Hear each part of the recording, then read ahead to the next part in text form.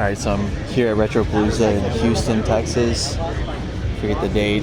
It's 2022, so whenever that's going on. It's later in the day. It's probably past the halfway point today. Can't see what time it is on my phone. I think it's like 3 o'clock. It's busy in the morning. People are looking for stuff. When you first get in here, it's a swarm to buy video games. Start to deal with more trading after a couple hours go on. Like, very few people early on were like, here, take a look at my stuff, which is convenient. It's nice when they just come to look and spend cash, and then just as like the chaos of the shopping spree starts to settle down just a little bit, then that's when you have the people with the big old bags of stuff, seeing if you'll buy, seeing if you'll trade. I'm just gonna kind of spitball here. Plenty of thoughts in my head, man. Feeling kind of like so burnt out. I'm chill, full of energy drinks. So let's just roll. So, anyways, at these kind of events, when people bring you stuff, you got to think like they're not tied down to a booth. People aren't going to get to know them. What I'm getting at is like, you got to be careful. People with a booth, obviously they meet hundreds of people. Some of the people ask, well, where are you from? Do you have a business card? Blah, blah, blah. It's like, if that person's selling bootlegs or selling broken stuff and just trying to rip people off, it's like, word's going to get out. Like, generally, you can trust people. Unless they're named Video Game Wizard. Generally, you can trust people that have, especially a lot of nice stuff. They have business cards. Like, rest assured, good stuff. Somebody comes out with a backpack and says, here, take a look at this. Like, I'm looking at a disc that's maybe really scuffy on top. Flip it over and it looks fine. Well, it's been resurfaced. You know what I mean? Maybe the center ring here is just all fucked up, but then the rest of it's buffed to perfection. Like, hey, that's a huge red flag. Maybe that disc does not work. It's just been buffed to look good, etc., etc. Just want to say, like, haven't dealt with much of that today, but there's definitely been some stuff where it's like, some of the stuff I took in today is like, yeah, I'm pretty confident I can tell a kill mark versus just a disc that's pretty rough and I can buff it all out. And I felt good with everything I got. Yeah, I'm really getting off track here, but like, you look for being able to see light penetrating through the data layer. Pretty bad sign. Although sometimes certain tops of discs are very flaky and you can scrape off some of it and the disc will still play fine, and then when you do the old light trick, you know, you can see light kind of shining through. So it's not like a end all be all, like if you see light shining through your disc, it's dead. It's not the truth. It's a real bad sign. Boy, I'm off track, sorry. So yeah, you know, gotta just be careful, people that bring stuff.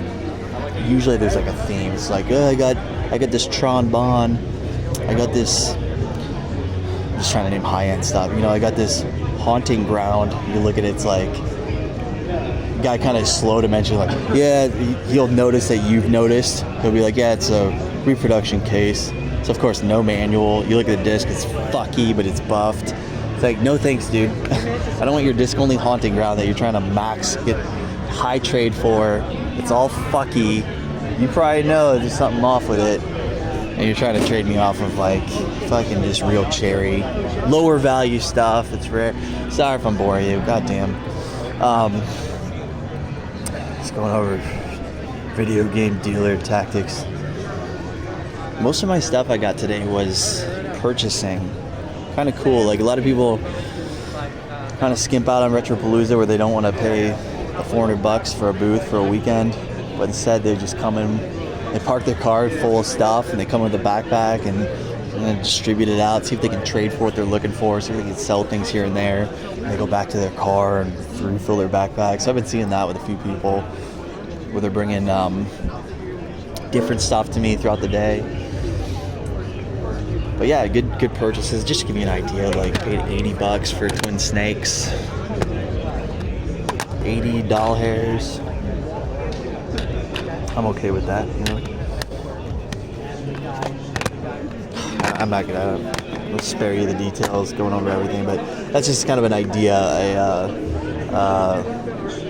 a sample roughly of like, for something worth 120, I'll pay 80 bucks. If it's high demand, high liquidity, maybe a game that I personally love, Twin Snakes, I'll pay that 80 bucks, 120. So it's cool. That's one perk of being out here is you get good deals from people. You kind of have to be a vendor to get those good deals though, right? Because otherwise it's just, you gotta shop around and find other vendors with deals like that. That wasn't too common. But that's, okay, that'll be the next part of this video, will be me kind of just surfing the vendor floor. Talk to Joe, see if he's cool. I skate out for a second. But, hey Joe, you mind if I walk around a little bit? Sure, go ahead. I'll be back. Yeah, we'll see what kind of deals we find, but I think in general, like, just kind of scan over stuff and see prices. Like, you're gonna pay about as much on eBay as you will on this stuff, right? If anybody kind of knows, you know. Again, the year is 2022. I gotta throw a 50 on this guy. I gotta throw a 50 on, maybe 55 on that. See, I'm not friendly. I gotta throw like a 55 on that. I'm not friendly. I gotta throw a 70 on that. I'm not friendly. Need to throw a 70 on that. I'm not friendly. But it's been moving. More importantly though, it's been trading. Kind of why you mark your stuff up a little bit. But super fair within reason. All my discs are super clean. I have a really nice reservicer. I spent time making sure the disc came out real nice. Swapping jewel cases that need it. Cleaning them up. Just premium product. So I want that eBay money. Good way to price is going lowest price, buy it now on eBay. Make sure you see one in similar condition, and I think that's a good way to justify a price for anybody that's looking to ever sell your stuff. Sure, you can look at eBay sold and see fucking underpriced buy it nows that got hit in a few seconds. You'll see auctions that went all over the place. Sometimes you look at the pictures closer and you realize that everything fucking varies in condition. So boy, I'm boring myself now. Let me just film some cool games. I don't want to interact with anybody though. That's my thing. I wish I could just be a ghost right now and film more shit. That's the worst. You go film, like I'm no fucking live streaming YouTuber. I'm no charismatic bullshitting YouTuber. I'm not prepared to be a YouTuber interacting with another individual. I want to interact with nobody. I just want to film their shit.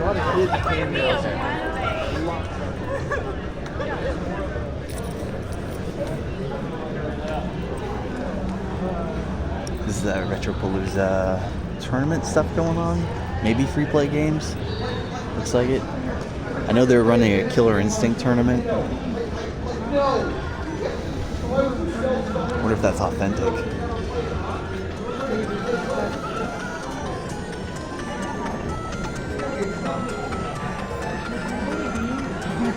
It's not.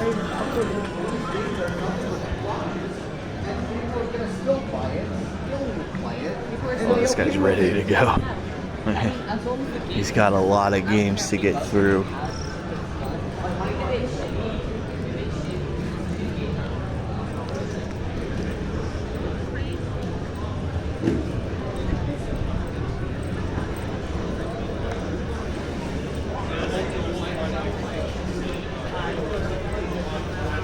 I want to go by Scott Squatch's booth. He's from my area, back in Florida, and Scott Squatch used to be pretty active on YouTube. He was kind of like founder of the garage sale video game collector, doing his pickups and giving tips and stuff. Like, he was old school. That's like so commonplace now. There's so many guys that are active right now in the whole like convention guests, you know, circle, whatever. So many channels kind of doing the same thing. Not dogging on them, but filming your collection, filming your pickups. Cool, I guess. But like Scott Squatch was doing it early, and then hasn't been doing, I don't think, anything the last few years. Anyway, the reason why I talk about him for so long is because it's got the most fucking insane setup we've ever seen, anywhere. We're talking about like John Hancock Museum caliber for sale shit. So I'll go film over there. I should have filmed yesterday during setup day because obviously it wasn't all picked over. I'm sure we sold quite a bit, but we're talking about many $1,000 plus hitters over there. So fucking, I gotta keep moving. This video is gonna get too long. I gotta get over to Scott. This is Mike from Tampa Bay Trade Day community from my area. See Mike all the time. I film Mike all the time, but Mike made it all the way out to Retropalooza also. I see he's got bangers. Sealed. Honestly, seems pretty close to like CIB value, you know? When CIBs hit almost $1,000, $2,100 for a factory sealed one. It's already been graded. Pretty solid.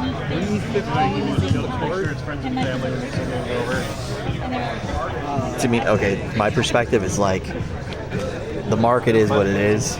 I disagree with it a lot, and this is an example of me disagreeing with it. I'm not saying Mike's wrong, I'm just saying like the market's wrong for going 1,000 on this. You mean to tell me that 2 of these equals 1 of those? I don't think so. This is way better, way cooler. So that's like old school collector perspective. It's kind of like, oh, I'd rather have 1 of those, 1 sealed Tron Bond than 10 Player's Choice Melees. But market kind of disagrees now.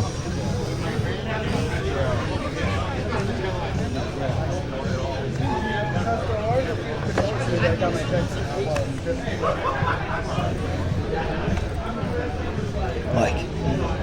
My phone is Fantasy on your side. Can I hit that vape?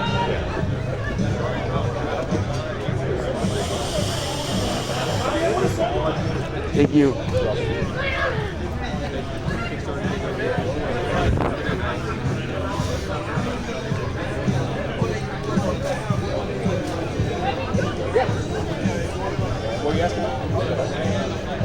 Some of this stuff, okay, I don't mean to talk, I'm not talking shit. This isn't talking shit. I don't mean to, this isn't a diss at the person who decided to do this, but I don't know why you'd want to grade certain games, like herbs and stuff. I don't know. FIFA 16, I don't get it. Maybe it's just me, I don't get it. I don't understand. Maybe I'm crazy, maybe I'm wrong. Maybe I need to get with the times. Maybe I don't know what I'm talking about. But So 20 for this one? don't know why you'd want to get that graded. Starshot is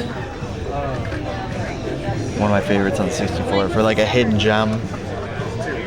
He's kind of noticed now. Now all CIB rare 64 stuff is money, The but floor will be closing in T-minus 20 minutes. oh, T-minus I better get back to 20 it. minutes. So get what you can get. shit. Also, What a bummer. another friendly reminder, even though it's not a friendly voice I'm doing, the Game Chasers movie will be airing at 5:30. 5:30. Well, I'm going to see that. What's up? I'm going to go see the Game Chasers movie. The panel room. Yes. Thank you. Ooh. I'm going to go see that movie. Cool. Hello, doing good. I'm just looking around for cool, rare video games. What's your most expensive game? Most expensive Doom game, Troopers, probably? It would probably either be, this is $550 if you consider this a game. Whoa. This is a stand that was a Japanese exclusive. The only way to get it was to mail in your Capcom points. Got you. So, this one doesn't have it in there. They did something similar with the Shining Force games, where they had a Shining Force premium disc for buying all 3 Shining Force You games. see, the only way to get it was to Yeah, mail in these still complete with the thing that you had to mail in, which is pretty weird. I know you're probably selling it as a set, of course, Oh yeah, right? no, it's going with this set. Roughly, what are some of these worth individually? I just do not know. You don't even know. Yeah. We literally cannot find these anywhere else. We have tried. The person who owns this has had this for 9 years. That's pretty cool. Thanks for showing me that. That's kind of what I was hoping to film. I believe most of these are complete. There's like 50 Japanese. Do you have Darius by any chance? Darius. Yeah. I do not think No, just so. Truxton. What console is that on? Genesis. I think it's called Sagai on Genesis, but nah, that's See all here? right. No. Truxton's Yeah, but cool. I believe that this is the most expensive game we have. The most expensive piece of merch. Wow, this must be a shooter. Kind of. Yeah, it is. Cool, cool. Most expensive piece of merch. We go to this. Secure Throne. You want to come back here and look? Yeah. Shows you what it is. 150. Gotcha. Oh, that's cool. Yeah. Yeah. So, Sweet. That was really neat. I learned something from this. 480. 480 right here. So yeah, that's about it. Yeah. Very You don't cool, have man. Too much expensive. So yeah, but this is a special edition, sealed. Yeah. That's probably worth way more than 110. That's 200. We're selling that for 150. Let me see this bad boy. Yep, this one's pretty money too. Donald's. All right, well, I'm gonna keep rolling. Thank you very much. Thanks for showing me that. Yeah, I'll come by tomorrow. I'll be here. I might not come by tomorrow. It's just, sometimes you say stuff to be polite. But that Saturn, all right, legitimately, that Saturn thing was pretty cool. Whoa, what the fuck? They're playing on like an O-scope? What the hell? Look at that high resolution little mini screen. That's dope. It's fucking cool. Let people play Smash on that screen. That's cool.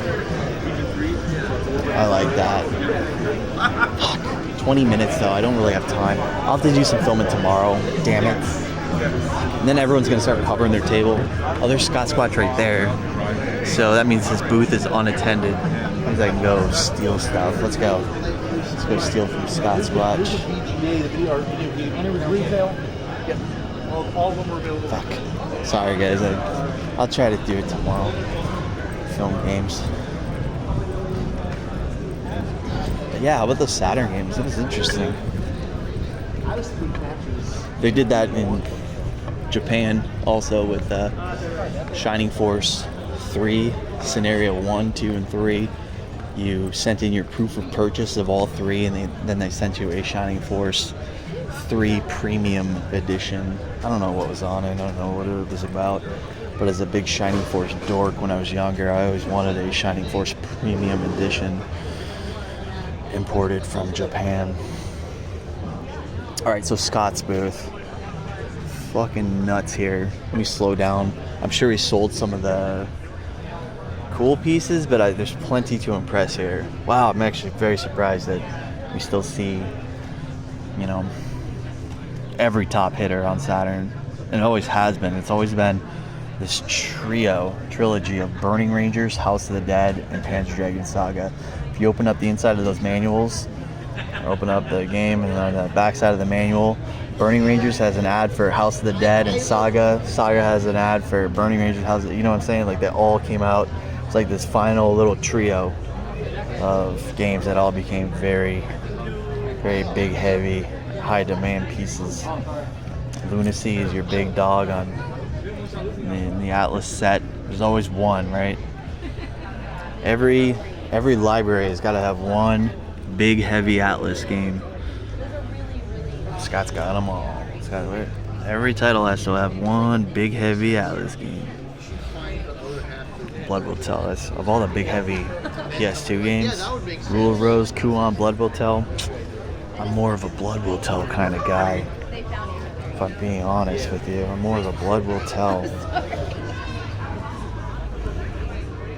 Got any trucks in there? Yeah, I'm so happy for others. I think Musha is pretty good value right now. I think it's probably hard to put a precise value, but you know, we're based on where other things are at. I think you get yourself a nice CIB Musha for under $1,000, and it's not a bad buy at this point.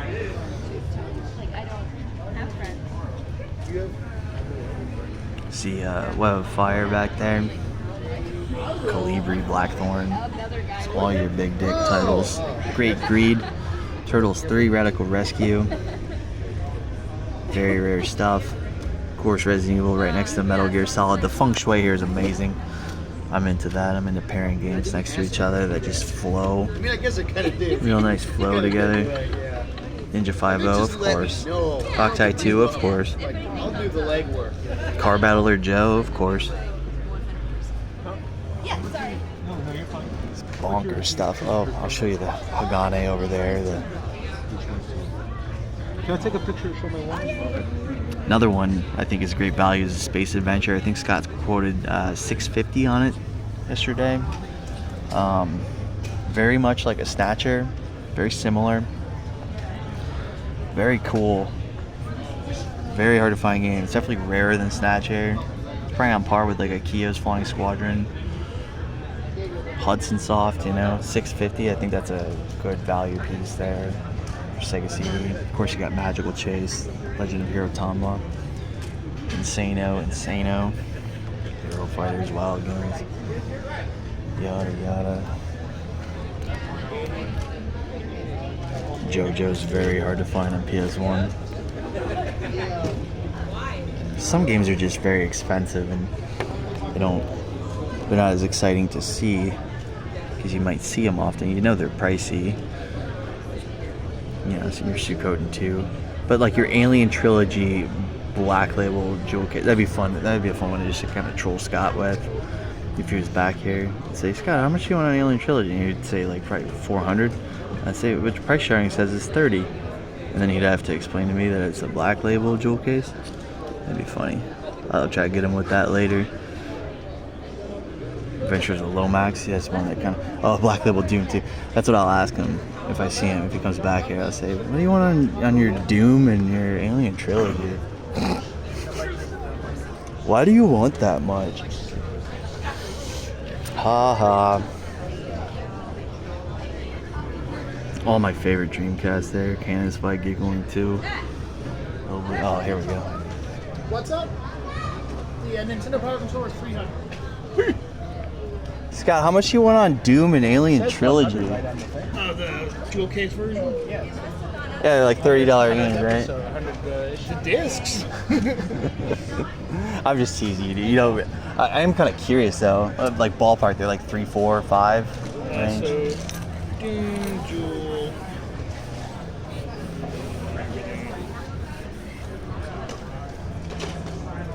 I know that was like the Jewel Doom was one of the hardest ones for me to find. Yeah, I think most people say. I think a lot of people say Alien Trilogy is just as hard to find. I never got Mortal Kombat. That was Yeah. Never find that one. I know that's the end all be all. Yeah.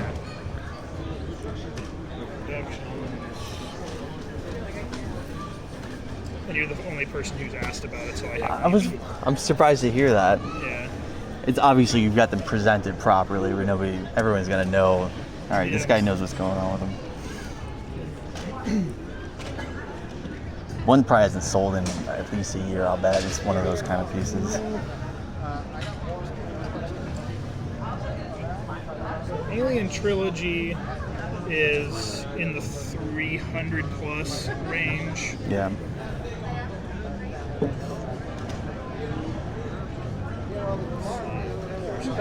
I'll get you first. I would put a price of $350 on the Alien Trilogy. Okay.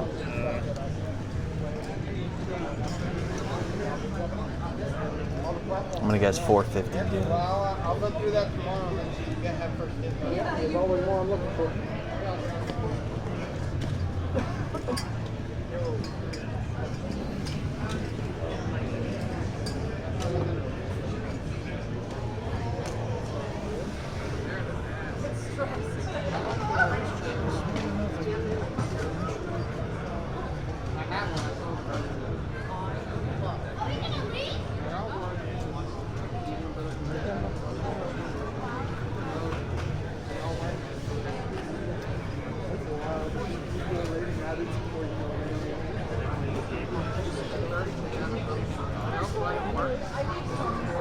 Surprised you still have Samson. I hear a lot of vendors talking about your Samson out here. It's selling tomorrow for sure. Yeah. To the guy that I've been talking to, it'll sell unless someone else comes up beforehand. But I've heard 2 different vendors say that they're like anxiously selling their own stuff just for that Samson. Yeah. Damn, that the last Doom that price charting has for what they call Black Label. Yeah, hard to go off this. Was 2017 for $372. So that I would. That's one. Want to go above that? Yeah. Yeah. It's one of the few things there. I think I would have to like give me about 20 minutes, and I'll give you a price on it kind of situation. Yeah. A curiosity, Scott. I appreciate you checking. But yeah, that's why I was thinking, like at least 450 kind of thing. Yeah, it's wild that. I mean, granted, I don't think that's correct information that the last one would have sold that long ago. That doesn't seem right by any means. 5+ years ago. I guarantee once sold, but it just doesn't hit price charting all the time. Yeah, it has to have whatever keywords linked into it for price charting to understand that that's not a long box version. Yeah. Black Label, Jewel, all that has to be in the title. And did you see Rhythm Thieves going rate? Yeah, which I know there's one that jumped up. There's like 3 copies here, and like someone bought one for, I guess, a good deal, which was $250. Someone else has it for $350, and I'm in that same ballpark of about like $350. Just one that really surprised me. Like I knew 3DS had jumped up, but that one was a shocker. Yeah. So it's a new grail apparently. All right, Scott. Good talking to you. See you later, man. Yep. He had not sealed, so the sealed stuff was also mind-blowing. I'll try to film some of it tomorrow. I did a lot of filming of this stuff yesterday for my locals, for a group chat I'm in, for some investor type people. They wanted to see some of the good stuff, and it was mind-blowing. You can always pause the video and just kind of look around, but this is a good snapshot to have and just like learn these titles, because you can also find these titles on price charting filtered highest first and just start scrolling. Like it's all even little oddballs like Shaq Fu. You wouldn't think it. Extremely rare. Very valuable game on OG Game Boy. Knight's Quest by Taito. Top tier. Avenging Spirit, top tier. Roland's Curse 2. Toxic Crusaders is arguably the rarest game on Game Boy. Very high-end piece there. Chase piece. A lot of people's, final missing piece. Although some of these are all contenders, I'd say. Amazing Tater, Spud's Adventure. My God. Sumo Fighter, Tailgater, Sword of Hope 2. They're very top tier. They don't get any higher tier. What's he missing? Can't think of it. I mean, the potato games, Knight's Quest, they're all there. Toxic Crusader. This is the top down Kid Dracula. And he may have sold import Trip World. Top piece worldwide. Still has a sculptor's cut, a gorgeous copy there. Yeah, very impressive there. Any OG Game Boy connoisseur would just love to see that. I'll do a little more filming tomorrow. Get closer up on the sealed stuff. Sealed stuff's always a little less impressive, I get. What am I saying? It's for somebody like Scott, where it's like everything he's got is amazing. His most amazing stuff is the CIB. You're just not gonna find a sealed. He's not gonna have a sealed Samson. He's not gonna have a sealed Jack Bros. But you check out his CIB section, and it's like, there you go. Like I have this nomination, and I have all 3 CIB of those. Jack Bros. My personal favorite video game of all for collecting purposes. You got your sculptor's cuts. You got your Samson being, probably the crown jewel of NES collecting outside of stadium events, outside of NWC. I think a card only goes. But there's just few video games out there that have this special attraction to those. Sensational demand. Snatcher's another good example on Sega CD, where it's just a crown jewel in any collection. I feel like Jack Rose is just one of those kind of titles. So, and it's funny, it's like Scott, speaking of Snatcher, it's like pan over, Scott's got Snatcher, Musha, Senti over there, Crusader Senti, so all the big dogs. Oh, yeah.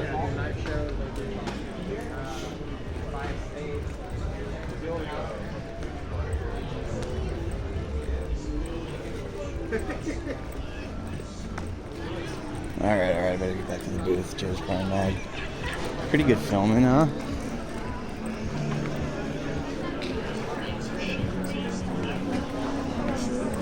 When it comes down to the other stuff, if I was to move like the whole table, some of these I'm like relatively firm with, or there's a lot of them at retail on some of them. I tried to price very fairly for a game.